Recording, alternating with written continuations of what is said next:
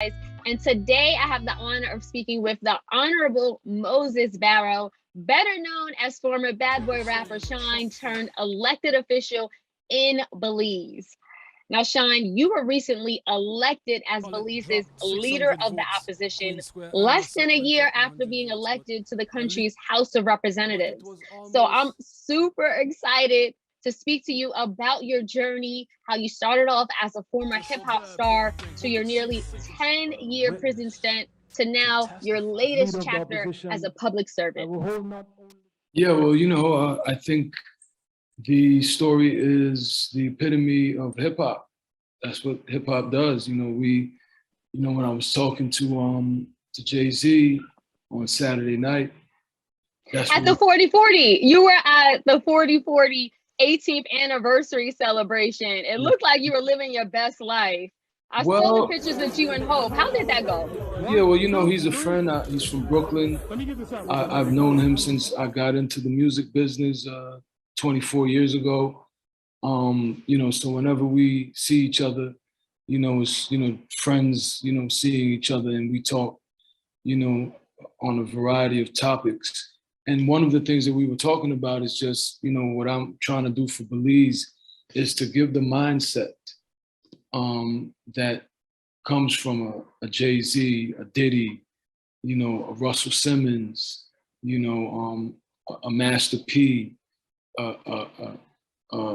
Brian Williams, Jay Prince, all these entrepreneurs, Dr. Dre, all these entrepreneurs. Look at 50 Cent, going from, being a top selling artist, having his record label to now having great success in the movie business. That's what hip hop does. We're transformational entities, and there's nothing we can't do. And when you look at, Jay, he's diversified his portfolio to marijuana, to, the clothing, he's, doing streaming, sports agency, all different types of hats. Yeah, right. That's what hip hop is. It's a launching pad. We're never in a box. We're just multi-talented. We could function on all different levels. There's nothing that we really can't do. That's the culture that I come from. Absolutely. So what I'm doing is not anything strange in my view, because, hip hop and politics always went hand in hand. Music and politics always went hand in hand. Many successful politicians owed their success to the support of, successful musicians. So I just happen to be both more of a successful musician than a successful politician, because I'm just starting out. So I hope to be even more successful as a leader and a servant of the Belizean people than I was as a musician. Wow. I'm so glad that you brought up all of those names, because, as you were saying, hip hop is definitely a launching pad for so many folks, and to have different careers and explore different things. But how does it even feel to return to the US as a diplomat? I understand that after you were released from prison, I think it was a decade. You were deported, 13, and you spent 13. Wow. So you spent, you grew up in, like you said, you spent most of your childhood in Brooklyn. You were deported, and now you're back, and we see you on the blue carpet at the 18th anniversary of the 4040 Club. We see you with Diddy. We see you with JayZ. How does it feel to not only return to the US, but as a diplomat? I hope you saw me with Congresswoman Maxine Waters and Congressman, Gregory Meeks, who's a very powerful chairman of the House of Representatives Foreign Affairs Committee, Congressman Hakeem Jeffries, who is the very powerful chair of the Democratic Caucus, and Yvette Clarke, Congresswoman from Brooklyn as well. She's the chair of the Caribbean Caucus. So I had some very powerful meetings. I met with Brooklyn Borough President Eric Adams. I had the pleasure of meeting with Queensborough President Donovan Richards. I met with the Dean of the Chadwick Boseman School of Fine Arts, Felicia Rashad. I met with several members of the House of Representatives in Georgia. Rep. Erica Thomas was the leader of the delegation that received me in Georgia, along with Senator Dr. Lester Jackson. So, Jay and Diddy, they're friends. And so it was good to catch up with friends who happen to be billionaires. And, so they could certainly invest in Belize. And, certainly I want to make sure that that conversation is being had with my friends, so that whatever I'm doing in Belize, they'll be super supportive. Diddy has been extremely supportive, 1,000,000%. Jay is always welcoming when I see him. Last time I saw him was in Paris. And so it's good to just go and celebrate his excellence, because, that's what I want for Belize. I want to create, young women and men that, could be the way Jay created Rihanna and Kanye. He made 2 billionaires. He's not the only billionaire. And that's what I want for Belize. So it was great to catch up with my friends on the sideline of, my diplomatic mission, which was to establish, stronger relationships with people like the chairman of the House Foreign Affairs Committee. Yeah, no, Shyne, we saw it all. We saw it all. We've seen you posting pictures with Congress people. We see you just, like I said, it's just really good to see you, especially those of us from New York, those of us who've been following you since your bad boy days, and to see how you've prospered and really evolved. And I wanted to sort of take it back there, because, you were a teenager, I think, when you were signed to Bad Boy. And I wanted to know how working in the music industry, working with Puff, how that, what you learned from that, how do you still apply that to what you're doing in politics today? Are there any lessons that you learned? Well, on my first album, the first thing that I said was, Dear America, I'm only what you made me, young, Black, and crazy, please save me. So I was always conscious of the plight of the people that were disenfranchised and, disinherited and underprivileged. So that was always on my mind. And I was a voice of the voiceless, and putting a spotlight on some of the horrors that the people faced in the inner cities in the United States and all over the world. So, the things that I learned, from Diddy, as far as just, Black excellence and imagining whatever you imagine, working hard, having the work ethic to be able to bring that to fruition, and just the audacity to believe that you could do anything. That's what hip hop is. Who would have thought JayZ would be a billionaire? He thought he'd be a billionaire. And who would have thought that he'd create 2 other billionaires? Who would think that Puff is almost worth $1 billion? Dr. Dre is worth $1 billion. Who would have thought? But that's what hip hop does. We imagine, we manifest it. And so I learned, the power of manifestation. I learned the power of audacity. I also learned that the power of working hard and being disciplined and, being determined and being consistent. And having humility. That's one of the great things about Jay is, he's very practical, very rooted, very down to earth, but yet he lives, a life, that is the American dream. And so, what that gave me, a young kid from Belize who grew up where I grew up, I didn't even have a sewer system when we lived in Belize. So that's how I grew up.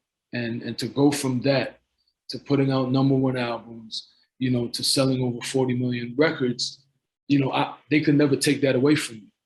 It took a certain mindset, it took a certain talent that God blessed me with, and it took a certain, tenacity and drive that, thank God, I've never lost. And so whatever you do, whether it be politics or entrepreneurship, or whether you're a garbage man, or you're the electrician. These are all qualities that, in order to be the best of yourself, you should have. And certainly, the only difference in the political life is really service. Right. it's really not about me. So, I wasn't in New York City and Washington and Los Angeles and Georgia for me. It wasn't about me reminiscing and catching up on old times. It was really about Belize. And that's been the hallmark of, my journey in political service, because I consider myself more of a servant than a leader.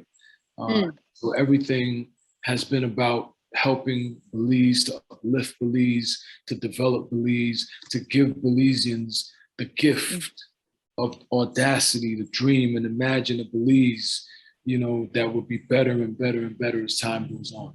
Yeah, and also to strengthen U.S. relations with Belize. We love it. And, I'm so happy that you really dug deep to talk about the lessons you learned from that aspect of your life, your past career, your former life on Bad Boy. But another pivotal moment in your life was obviously serving time.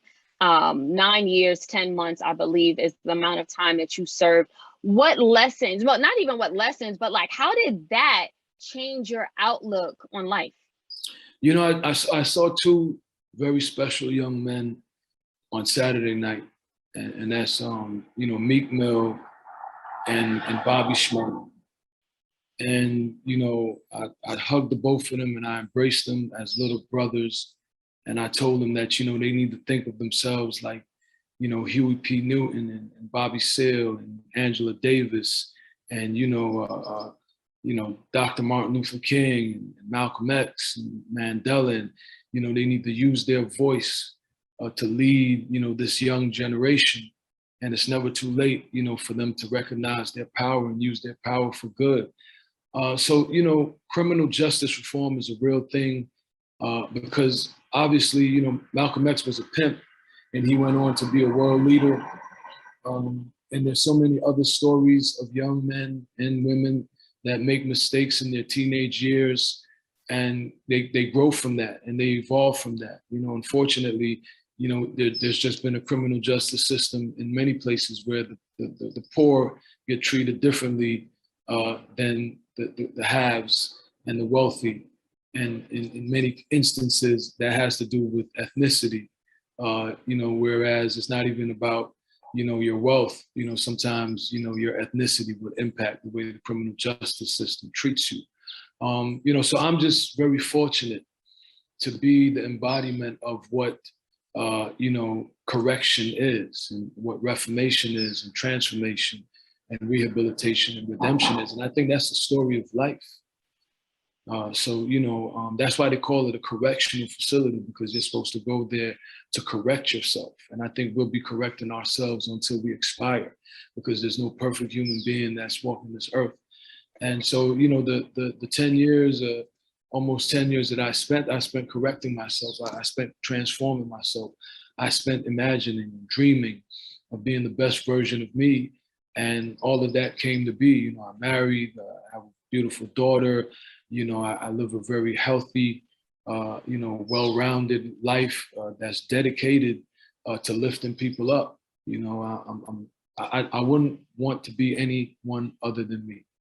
That's so beautiful and powerful, Shyne. And I'm so glad that you did bring up Meek and Bobby Schmurda, because you guys have been the epitome of rehabilitation. But what needs to be done in the criminal justice system here in the States and in Belize so that more people, especially Black and brown men, are rehabilitated? Because we don't see that. We see them, when they get out because of recidivism, they're jumping right back into the same traps that got them there. They don't feel like they have hope. They don't feel like they have opportunities. And now you, as a political leader, you have that power to really make some changes. So what needs to be changed in these systems, and what are you doing to change that? Well, I think, Jay and Meek, two of the people that have been doing an outstanding job. People like Erica Ford and Tamika Mallory, have been doing outstanding, pushing to get awareness. I see, Meek, connecting with people like Bob Kraft and Michael Rubin. And, Jay was telling me how, he's gotten out almost 1 million people, out of prison. So I think a lot is being done from the hip hop community. So when you look at me, again, Jay is serving, Meek is serving, they're serving their communities on a large scale. And that's what we do.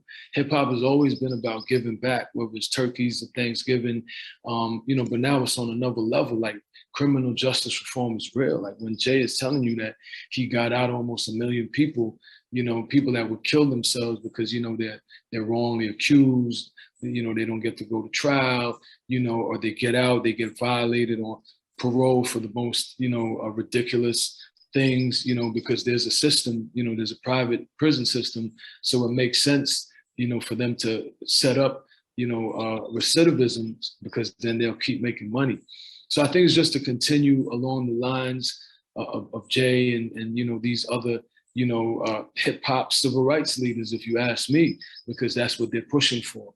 And so more young people need to do that. I want to see Bobby Shmurda, go to Brooklyn and tell those kids to stop killing each other and to put the guns down and go to school and to, create a scholarship fund so that, you have the Bobby Shmurda Scholarship Fund to send kids that want to go to school and to encourage them, to teach them how to be entrepreneurs, to teach them, how to be family men and women. I just think we have to do more to change the culture. I don't think there's anyone really to blame now.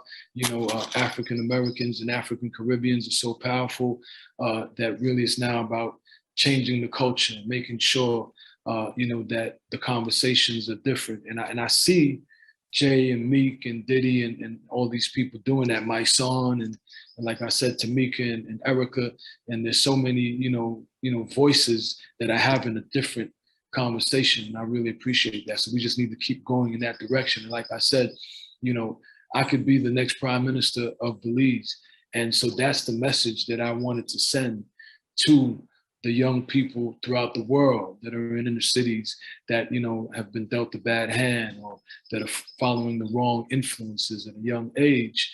I want to be the example. I want to be the hope. The modern day Mandela. The hip hop rock. To show them an alternative rather than this gang leader, criminal lifestyle that has been perpetuated, and it's just a vicious cycle. I'm not judging anyone, but I just want to make sure that they know that there's an alternative, and I'm that alternative. Yeah, no, Shyne, we hear you, we support it, we love the message. But in addition to that, and the inspiration and the hope, what systemic changes need to take place so that Black and brown folks, especially those who are teenagers like you were, aren't being locked up and aren't getting the worst end of any, conviction or sentence? Yeah, well, I think there are many legislations that are being put forth right now.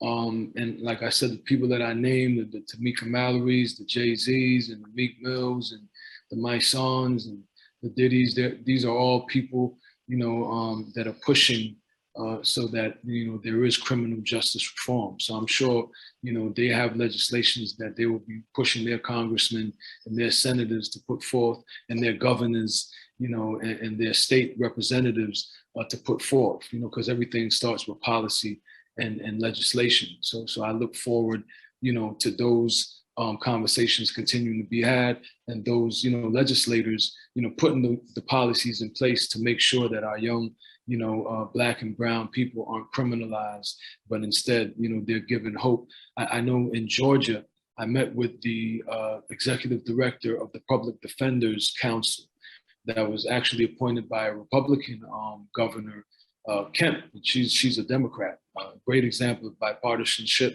And, her agenda has always been to save these young, Black and brown people that come into the criminal justice system. And now as the executive director of the Georgia Public Defenders Council, she's creating a committee to institute this plan to target 17 to 24-year-olds that after they have contact with the criminal justice system, she's going to make sure that they learn a skill, a technical skill.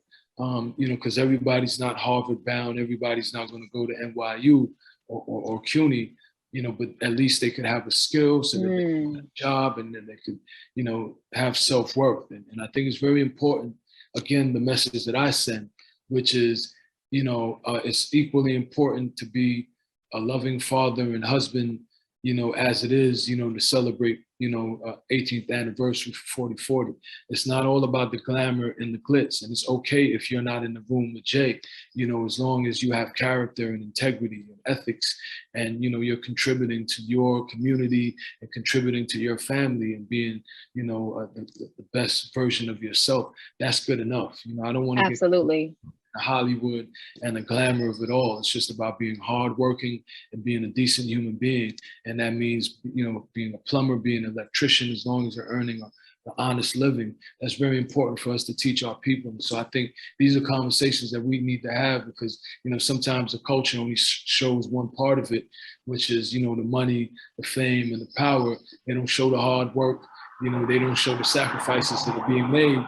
And I just think everybody has a role to play, you know, in our society. And so Right.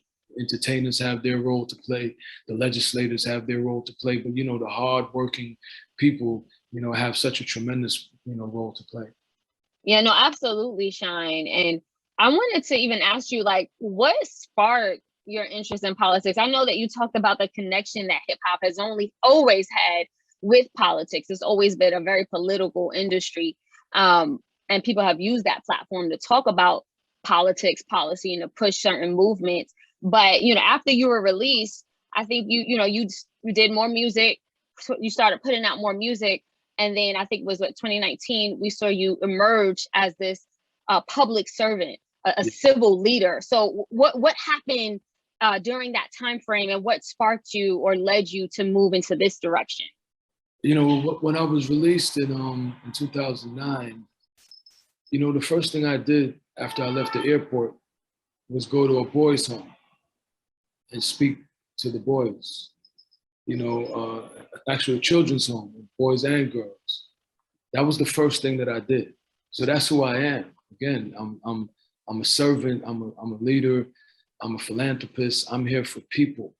You know, I went to the prisons, you know, to try to encourage those people that are in the prisons in Belize, you know, to when they get back to society, you know, to look at life different and to be contributors and, you know, not recidivists. So that's just who I am. So I didn't just become this person in 2019. That's always who I've been since my first album in 2001 to what I did when I landed. I didn't go and get anything to eat. I didn't go to my hotel or to go check in. I told them, listen, take me to the closest children's home. I think we went to the children's home and we went to the hostel where they have troubled youth. So, you know, that's 2009. I continued, you know, making donations to the music community throughout. I took a trip abroad to Europe and to North Africa, Jerusalem. And when I returned in about 2013, you know, I came back for my mom's 60th anniversary. And, you know, I always go back to my community where I was born just for nostalgic reasons. And when you walk around and you see the hopelessness and you see the desperation in some impoverished communities, it really gave me a perspective to not feel sorry for myself, because obviously, you know, when I came out, you know, getting my career back on track was, you know, what I was thinking about, because in order to help people, I had to help myself, you know, so there's so many people that I would donate to and I would contribute to if I were a successful musician at the time. So getting my career back on track was a priority, but that didn't really work out. And rather than feel sorry for myself, I was able to look at, you know, some of the people in Belize who were living subhuman standards. And I was able to say to myself, you know, I had an opportunity to sell over 40 million records. I won a Grammy. I was nominated for more Grammys. I was nominated for American Music Award. You know, I've, you know, had friendships with the biggest superstars in music ever. I was able to have my dream come true. It's not like I wanted to be a basketball player, but I ended up being a rapper. No, you know, I wanted to make music, and I was able to make music that touched people's souls. You can see that 24 years later, people still love my music. So, you know, if it ended why would I feel sorry for myself? Why would I look back and about what was and, just keep blaming people and just keep being bitter when people in Belize, some people in Belize, not all people, but too much people in Belize never had an opportunity, never had a chance, never got the support that they needed to have their dreams come true. And so I started saying, you know what could I do to give these people opportunities? What could I do to help them have their dreams come true? Whether that be in music or whether that be in the community. And so I just, dove into community service, the sustainable development of the Belizean music industry. And that's how I focused all my time. I put my money where my mouth is. I donated, hundreds of thousands of dollars to a sustainable development in the music industry, and equal amounts in the community. Whether it be education funds, athletic support, workshops for technical training for entrepreneurship, small business development, job preparation, parenting classes, women empowerment networks, men networks, because sometimes we forget that we got to teach our men how to be good men to our women and to our children. So that's what I've been doing for the last 8 years, 7 or 8 years. So you just saw me get elected in 2020, but I've been working for the last 7 to 8 years, really the last 13 years of being here, because from the moment I landed, I was giving back to my community in a particular way, but I became, the vice chairman of the constituency committee, executive constituency committee. And I was an ambassador. I was an ambassador for the government of Belize for the creative sector since 2010, a non-paid ambassador, no salary, no budget. I just, donated to the office and created an office. So I've been doing all this work, for the last 13 years, specifically, in the political realm, for the last seven to 8 years. So my election, my election is a result of, I would say, 13 years of service to my country. Got it. What changes and impact do you hope to make in Belize? The most important change that I'd like to make is to change the culture. Because even if you pass legislation and the mindset isn't there, then people won't be able to take advantage of the policies and the legislation. I want to empower my people mentally and spiritually. I want to teach them, financial literacy. I want to teach them how to be owners, how to be landowners, how to be, family oriented, how to be business owners. And unfortunately, not enough of my people have that mindset. Again, I was talking to Jay, we were having a conversation about an artist that was going to sign, to a label. And he told the artist, don't do it. You're big enough to be your own movement. You can create your own thing. You don't need to sign to me. You don't need to sign to anybody. Go do your thing. And that's what we need to, that's what I want to do in Belize. I want to create other shines. I'm not afraid of other shines. That makes me feel good. If I could say that I created 100 more shines in Belize, the female version and the male version. So if I do one thing, is to change the mindset, change the culture, emancipation, however many, centuries ago, didn't lead to true freedom, because the only people that got compensated were the slave owners. They got tens of millions or billions of dollars and kept their land, kept their property. And, the enslaved people who were by nature free people, kings and queens, and just free human beings, got nothing. They got nothing. They didn't get any land. They didn't get any remuneration. They didn't get any property, any housing, nothing. They didn't even teach them how to do anything but continue to work for the people that once enslaved them, after training them to be enslaved, because they had to force them to do that. That wasn't their natural state of mind. So they forced people to be subjugated. They forced people to be subhuman. And unfortunately, in Belize, you know, I'm excuse me, we're about to do a petition for reparations in Belize, because we need that. We need the same way those slave owners got paid for human beings that they turned into property. We need to be paid for the 100 years of labor that we gave to build these communities. You know, and we need human infrastructure investment so that we could build the minds of our people. Because you could pass legislation, but if our minds aren't liberated, we won't know what to do with the legislation. You know, and I want my people to be self-reliant and independent and not have to come to a politician for anything. You know, so I want to make systematic changes where, you know, it's not about a politician getting elected over and over and over again. It's about putting in place, you know, long-lasting changes to the system that will empower people, raise the, you know, minimum wage, make, you know, education, you know, accessible to everyone, better healthcare, all the things that politicians say. But the mindset will allow for people to take advantage of all of these policy changes that I just made and be able to enjoy this and have a great life. You know, I know we need to wrap up soon, but what will be included in that reparations bill? You know, I got to look at it. The lawyer just sent it to me, but obviously we'd be demanding, you know, significant amount of money, and you know, so that we can invest that money into human infrastructure.